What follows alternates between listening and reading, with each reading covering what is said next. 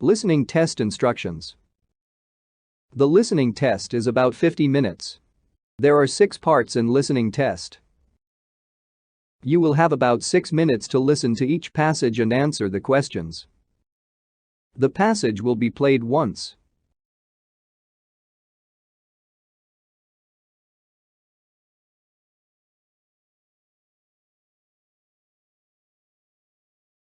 Hey, you look concerned. What's on your mind? The final exam. I'm not fully prepared yet. Well, don't worry too much. You still have 3 days. Yeah, but 3 days will fly past in a wink. Well, you still have time to cram things in your brain anyway. Question 1. Why is the man looked worried?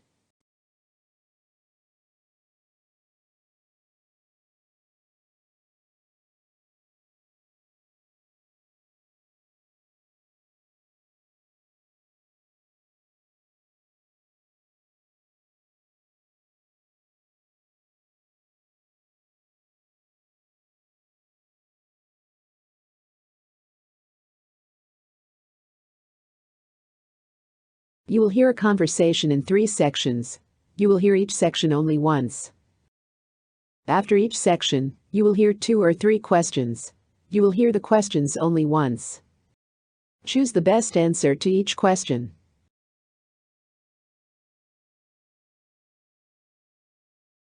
Hi, Olivia.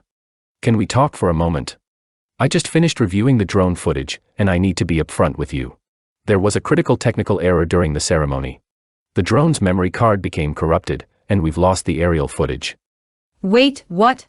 You're saying the entire drone video of the ceremony is gone? That was supposed to be the highlight. My parents flew in from overseas just for that. I know, and I'm incredibly sorry. I understand how important that footage is. I've already sent the card to a data recovery specialist, and there's a fair chance we might be able to retrieve the files. This is really upsetting.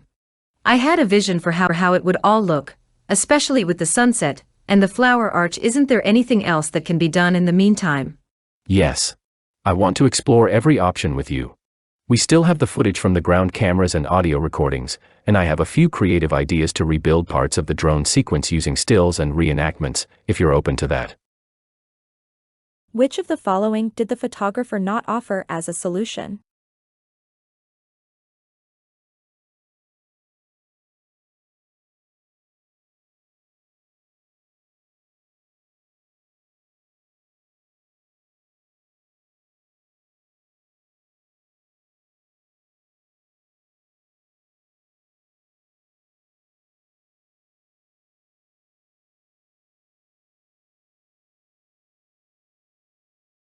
What did the photographer suggest might still be possible?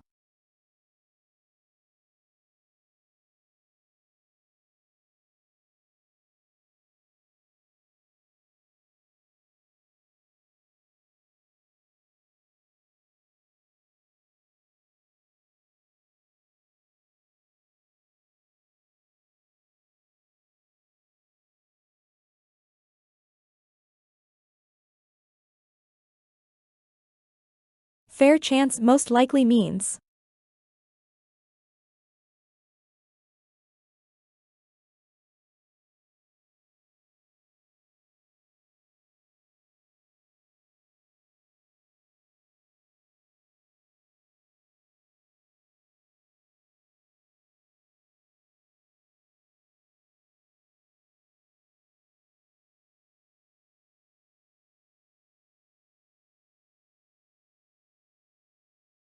You will hear the second section of the conversation shortly.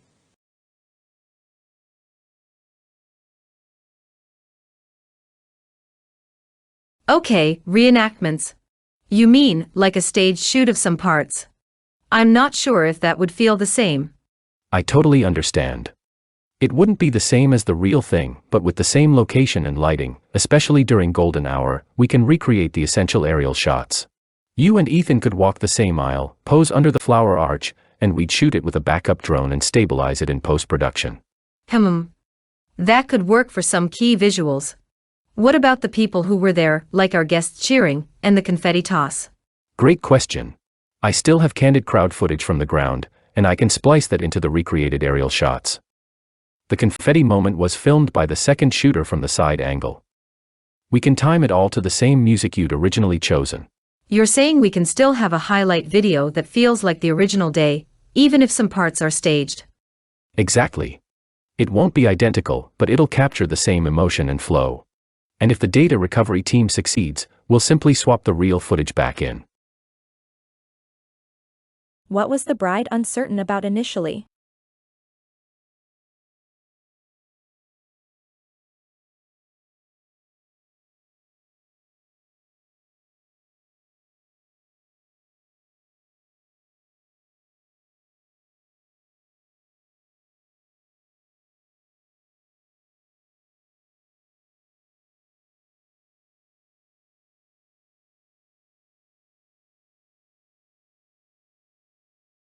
What does the photographer say about integrating crowd moments?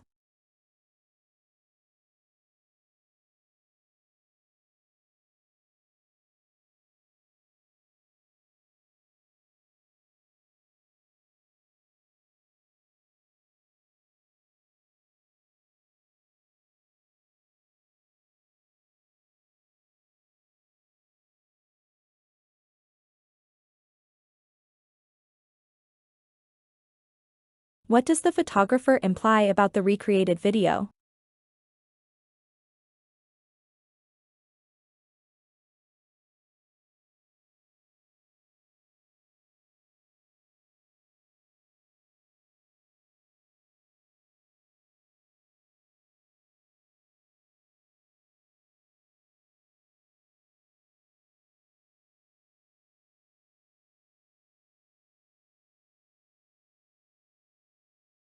You will hear the third section of the conversation shortly.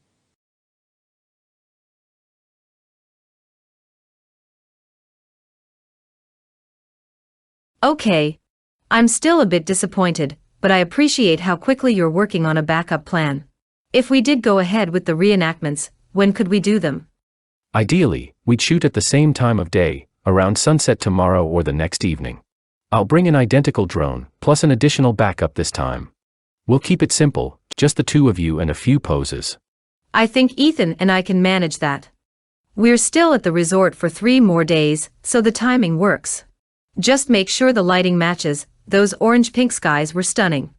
Absolutely. I already checked the weather, and it looks clear. I'll also prepare a preview using what we already have, ground shots and audio, so you can see how it's coming together. That would help. And please keep me updated on the recovery attempt too. Of course. I've prioritized it with the lab. I know how much this means to you, Olivia. I'll do everything possible to deliver something beautiful and meaningful. Thank you. I'm still hopeful. Let's try to make the most of it. What is the bride's initial emotional response in the conversation?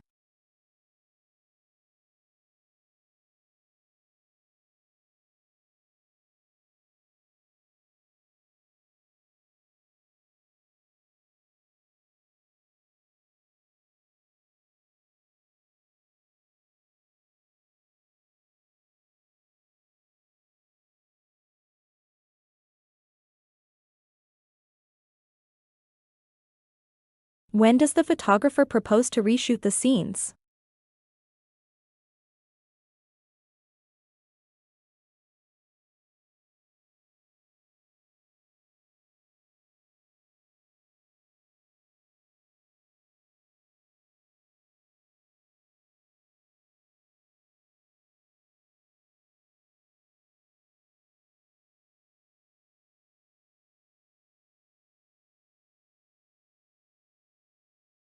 You will hear a conversation followed by 5 questions.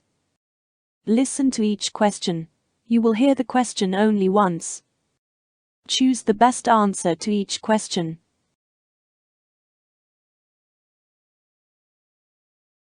Hi there. Are you the owner of this cafe? Yes, I am. How can I help you? Great. I'm a freelancer and I was wondering if I could host a small poetry night here sometime. Oh, that sounds interesting. Can you tell me a bit more about it? Sure. It's a casual event where local poets can come and share their work. Usually it lasts about 2 hours in the evening, maybe once a month. I think it could bring more people to the cafe and create a nice community vibe. I like the idea of bringing people together, but I'm curious, how many people do you expect? It wouldn't be very big, maybe around 15 to 20 people. We'd keep it intimate so everyone can hear each other clearly. That sounds manageable. What about equipment? Do you need a microphone or speakers? I'll bring a small portable microphone and speaker. It's not too loud, just enough for the room size. Okay. What about timing? When were you thinking of hosting it? Maybe a Thursday or Friday evening around 7 to 9 p.m. That way it doesn't interfere with busy weekend hours. I think Thursday evenings are usually quieter, so that could work. Will you be charging people to attend? No, it's free for everyone. The idea is to build a local poetry community, and hopefully people will buy coffee and snacks. I like that idea. I'm open to giving it a try. Let's set a date and see how it goes. Thank you so much. I'll send you some flyers and details this week. Sounds good. Looking forward to it.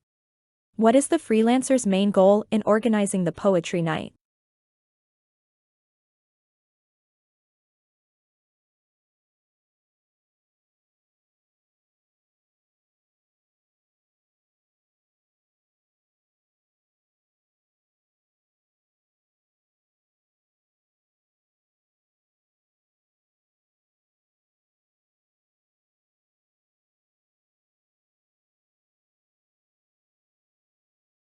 What impression does the freelancer give about the event's atmosphere?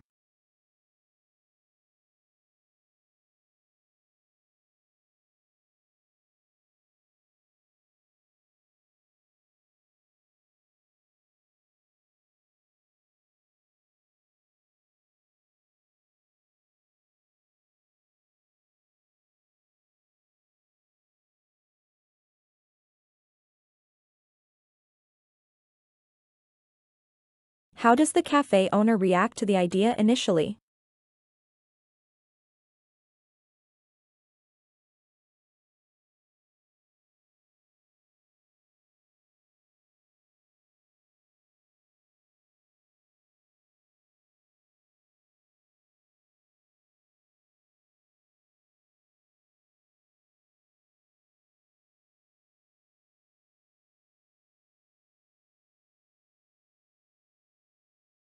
Which best describes the freelancer's technical requirements?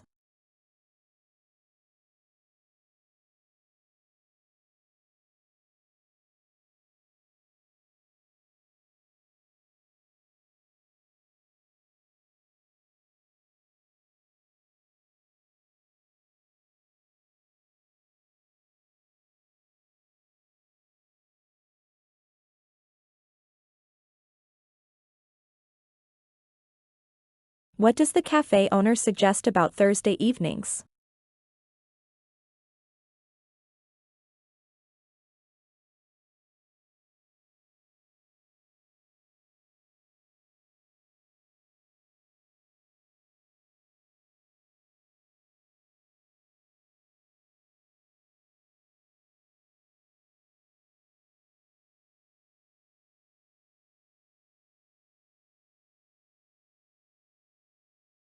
You will hear a conversation followed by 6 questions. Listen to each question. You will hear the question only once. Choose the best answer to each question.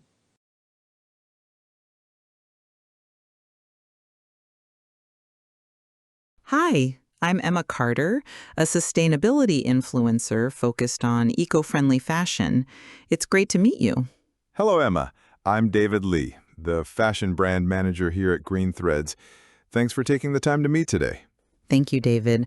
I'm really excited about the possibility of collaborating on an eco-conscious clothing line. I've been following your brand's recent efforts towards sustainability, and I think there's a lot of potential here. Absolutely. We're really committed to making our products more sustainable, but it's definitely a journey.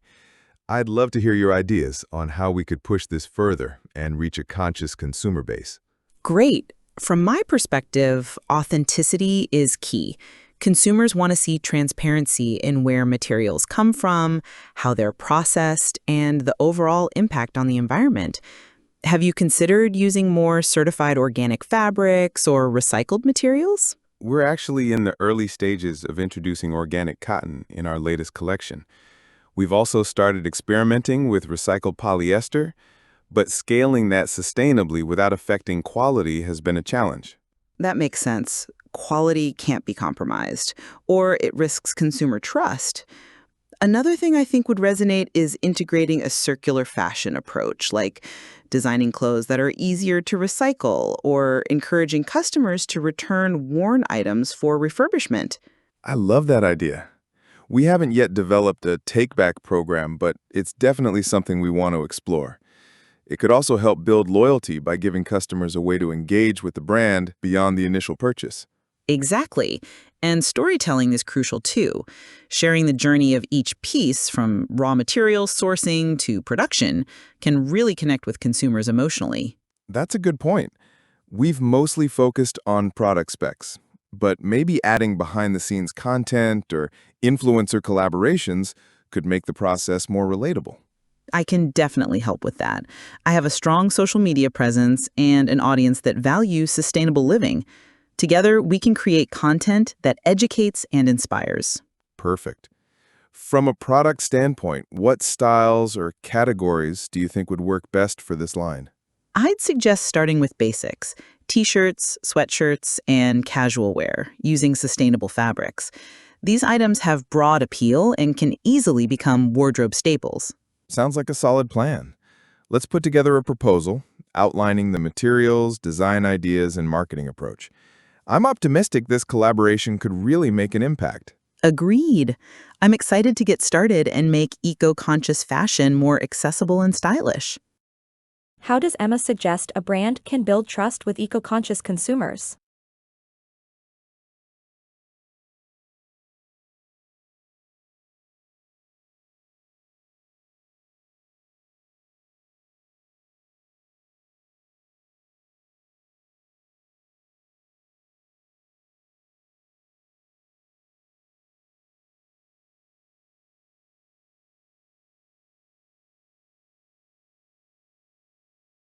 What is David's attitude toward the idea of accepting worn clothing from customers?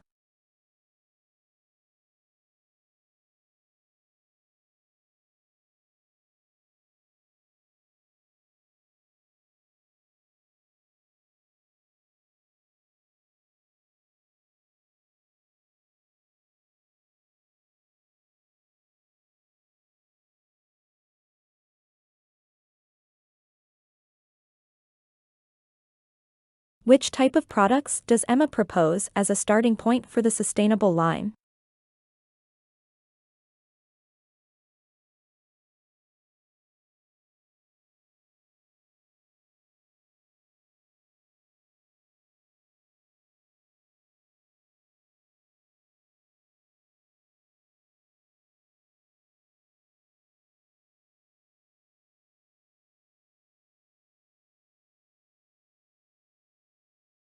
Why does Emma believe she can add value to content creation?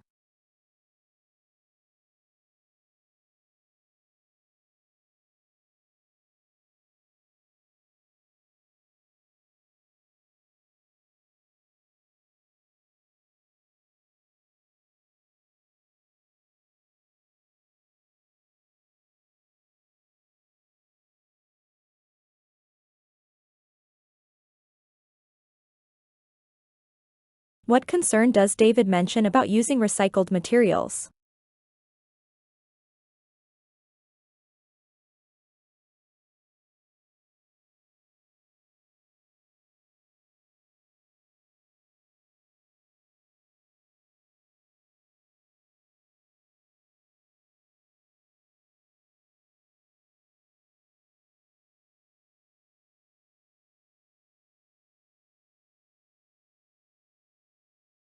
According to Emma, what could happen if quality drops?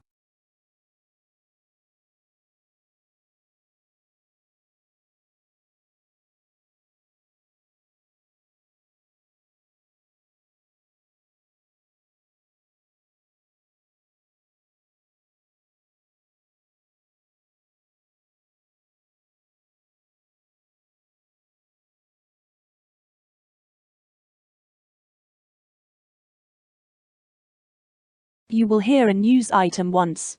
It is about 1.5 minutes long. Then 5 questions will appear.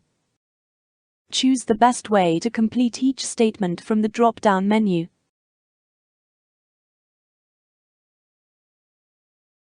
Authorities in Rivertown have launched an urgent road repair campaign following numerous complaints from drivers about dangerous potholes across the city. Residents and commuters have long expressed their frustration over the increasing number of potholes damaging vehicles and causing traffic disruptions. Many drivers reported issues such as tire punctures, alignment problems, and even accidents attributed to the poor road conditions. The Rivertown City Council acknowledged these concerns after receiving hundreds of complaints through various channels, including the city's official website, social media, and phone hotlines. According to the council spokesperson, these potholes have formed primarily due to recent harsh weather conditions, including heavy rains and freezing temperatures, which have accelerated road surface deterioration. In response, the local authorities have allocated an emergency budget to tackle the most severely affected roads. Teams of road maintenance workers have been dispatched to various neighborhoods to begin immediate repairs. The spokesperson confirmed that priority is being given to main thoroughfares and accident-prone areas to ensure the safety of drivers and pedestrians alike. Officials have also assured residents that the repair work will be ongoing, with regular inspections planned to monitor road conditions and prevent future damage. The council has encouraged drivers to continue reporting any dangerous potholes to help prioritize repairs more effectively. Local drivers have welcomed this move. The Rivertown authorities remind all drivers to exercise caution while the repair work is underway, as road crews may cause temporary delays and diversions. Updates on the progress of the repairs will be provided regularly via the local government's communication channels.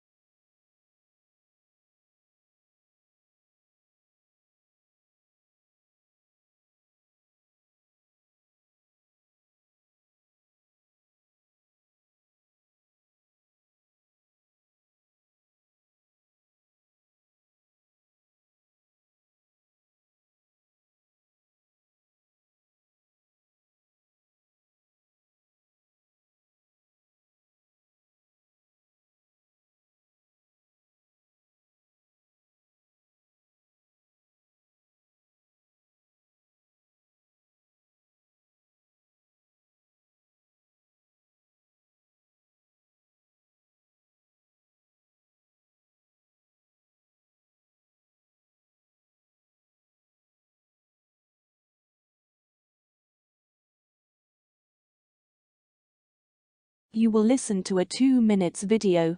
Then 8 questions appear. Choose the best way to answer each question.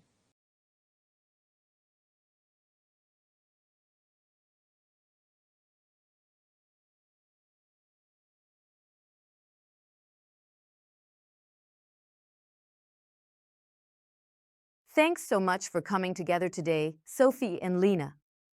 I think we really need to get started on planning the community fundraiser for the animal shelter. The shelter really needs support right now, and it's a cause close to all of us. Absolutely, Emma. I've been thinking about the venue. The community center is probably our best bet. It's spacious, affordable, and located right in the heart of town. Plus, it has a kitchen area which will be helpful if we're doing food sales or catering. That makes sense. Have you checked if it's available next month? We should lock down a date as soon as possible so we can start promoting it. I did call yesterday. The community center has an opening on the second Saturday of next month. So that would be the 13th. It gives us about 5 weeks to get everything ready. That's a reasonable timeline. Now, for the event itself, what activities should we include? We want to attract as many people as possible from the community, including families with kids. I was thinking a bake sale would be great. It's always popular and involves the community since many people enjoy baking or buying homemade treats. Plus, it's relatively easy to organize. I agree. And what about adding a raffle? We could ask local businesses to donate prizes like gift cards, products, or services. It's a good way to raise extra funds, and people love the chance to win something. Good call. I can start reaching out to businesses I know to ask if they'd like to contribute. Also, to keep kids entertained, maybe we could have a face painting booth or some simple craft activities. That's a great idea. And for entertainment, how about inviting a local band or a musician? Live music would really create a fun and welcoming atmosphere. I like that. Sophie, you mentioned knowing some local musicians who might volunteer, right? Yes. I have a few contacts. I'll reach out and see who's available and interested. Perfect. What about promoting the event? We'll need flyers, posters, and social media posts. The community newsletter could also help spread the word. I can design the flyers and create some posts for Facebook and Instagram. Sophie, if you can coordinate with the musicians and Lena, could you handle contacting local businesses for donations and sponsorship? Sounds good to me. And Lena, maybe you could check with the community center about what equipment we can use, tables, chairs, sound system. Yes, I'll also ask about parking availability and accessibility to make sure everyone can get there easily. Excellent. Lastly, we should organize a volunteer sign-up for the day of the event.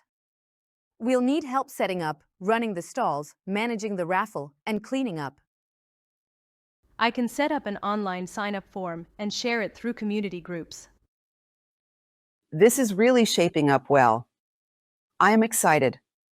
If we all take on these roles, I'm sure the fundraiser will be a big success. Agreed. Let's meet again in 2 weeks to check our progress. Thanks so much, everyone.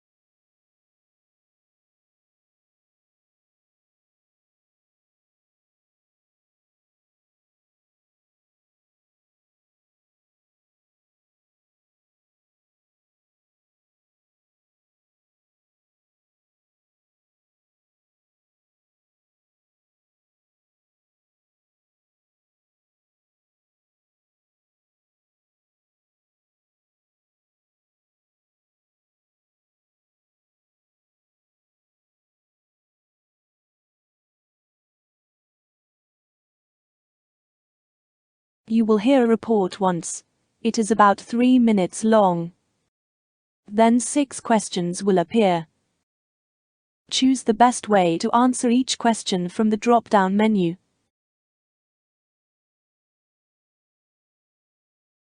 Extreme sports have grown in popularity over the past few decades, attracting thrill seekers and adrenaline enthusiasts worldwide. These activities, which include skydiving, base jumping, rock climbing, and motocross, are often characterized by their high-risk nature. The question of whether extreme sports should be banned or subjected to stricter regulations has generated considerable discussion among policymakers, participants, and safety experts. Many argue that the inherent risks associated with extreme sports are significant, often leading to severe injuries or even fatalities. From this perspective, tighter regulation could help reduce the number of accidents by enforcing safety measures, such as mandatory protective gear, certified training programs, and strict monitoring of conditions under which these activities take place. For example, some suggest that requiring participants to undergo rigorous training before attempting certain extreme sports would ensure they possess the necessary skills and knowledge to minimize risk. Additionally, proponents of stronger regulation emphasize the role of governing bodies in establishing standardized safety protocols. Regulations could include limiting participation to certain age groups or health standards, as well as mandating insurance coverage for emergency medical assistance. This approach could also involve designated zones where extreme sports can be practiced safely, minimizing risks to both participants and bystanders. However, others caution that over-regulation may stifle the essence of extreme sports, which is often based on personal freedom and pushing physical and mental limits. They argue that excessive control could diminish the appeal and spontaneity that attract individuals to these activities in the first place. Furthermore, some point out that participants typically accept the risks involved knowingly and willingly, making bans or overly strict rules unnecessary and potentially intrusive. Moreover, it is important to consider the economic impact of extreme sports. Many local economies benefit from tourism and sporting events centered around these activities. Imposing harsh restrictions or bans could affect businesses and communities reliant on this niche industry.